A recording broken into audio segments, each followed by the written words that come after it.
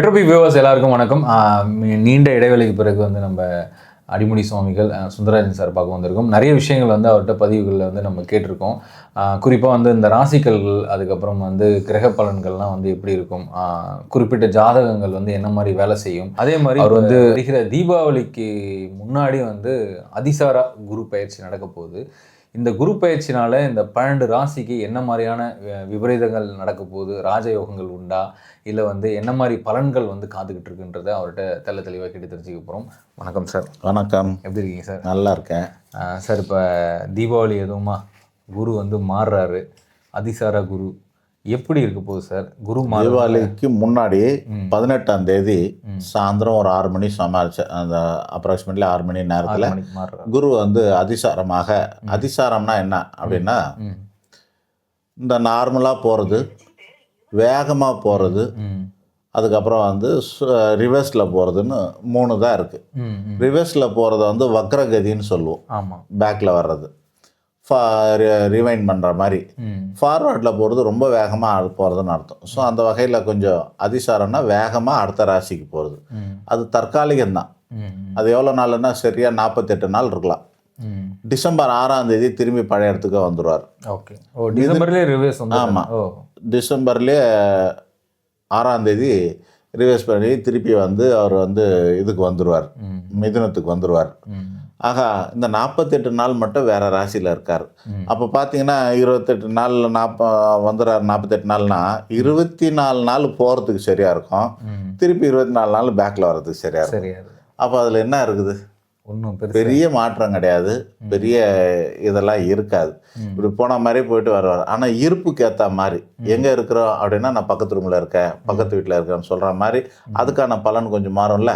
அந்த பலன் என்ன பண்ணோம், பல பேரோட வாழ்க்கையில் உல்டா புல்டா சாதகமாக இருக்குது. துளாராசிக்காரர்கள் அவங்க காட்டில் மழைங்கிற அளவுக்கு நல்லபடியாக தான் இருந்தது. 9ஆம் இடத்துக்கு குரு நல்ல பலன்கள் தந்துக்கிட்டு இருந்தது. அது இப்போ 10ஆம் இடத்துக்கு வர்றதுனால வருமானத்தில் சில பாதிப்புகளை ஏற்படுத்தலாம்.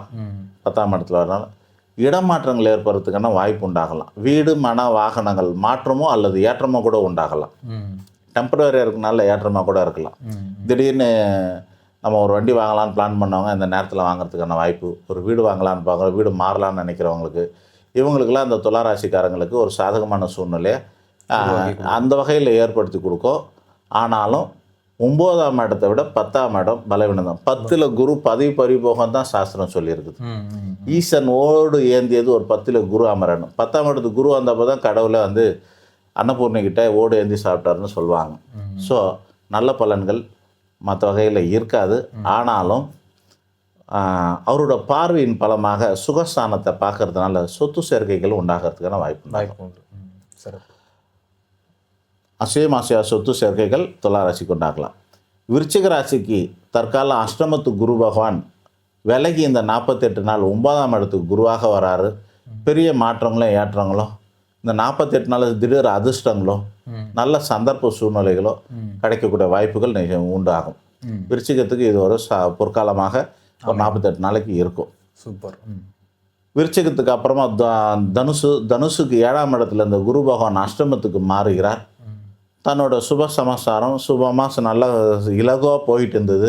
ஒரு கடுமையான டிராஃபிக் ஜாமில் மாட்டின வண்டி மாதிரி ஒரு 48 நாள் ஸ்ட்ரக் ஆக போகிற அமைப்பு உண்டு. தனுசு ராசிக்கு கொஞ்சம் ஸ்ட்ரக்கு தான், ஒரு முடக்கம் ஏற்படக்கூடிய அமைப்பு உண்டு. அது முடக்கம் கலக்கமாக கூட இருக்கலாம். அவங்களோட ஜாதகத்து பலத்தை பொறுத்து ஒரு முடக்கத்தோடு இருக்கா, கலக்கத்தையும் சேரப்போதாங்கிறது அவங்களோட சொந்த ஜாதக பலத்தை பொறுத்து இருக்குது.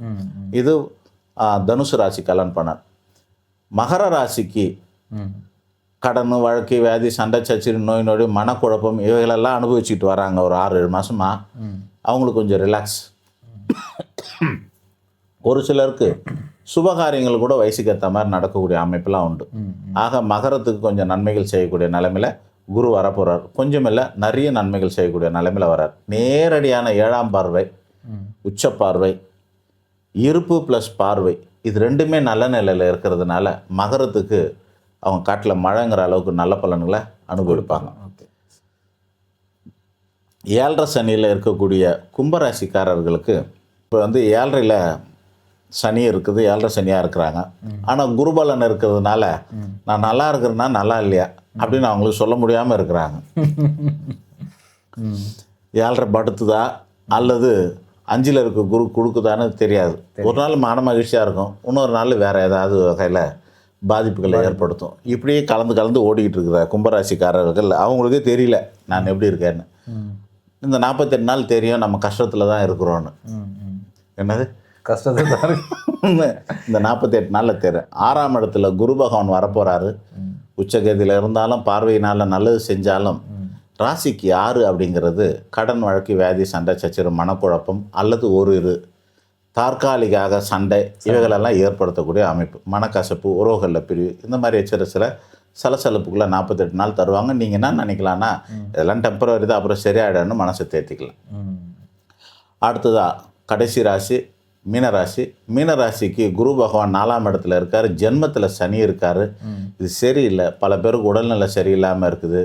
வீடு, மன, வாகனம் சார்ந்த விஷயங்களில் இழுபறிகள் அல்லது அதிருப்திகள் இதெல்லாம் இருக்கும். வாங்கலானாலும் விற்கலானாலும் அல்லது வண்டி வாகனங்களில் சரியில்லாமல் இருக்கிறது, ரிப்பேராக இருக்கிறது, இதெல்லாம் பண்ண முடியாமல் கஷ்டப்படுறவங்களுக்கு எல்லாமே இந்த 48 நாளில் சரியாகி தெளிவான பாதை கிடைக்க போகிறது.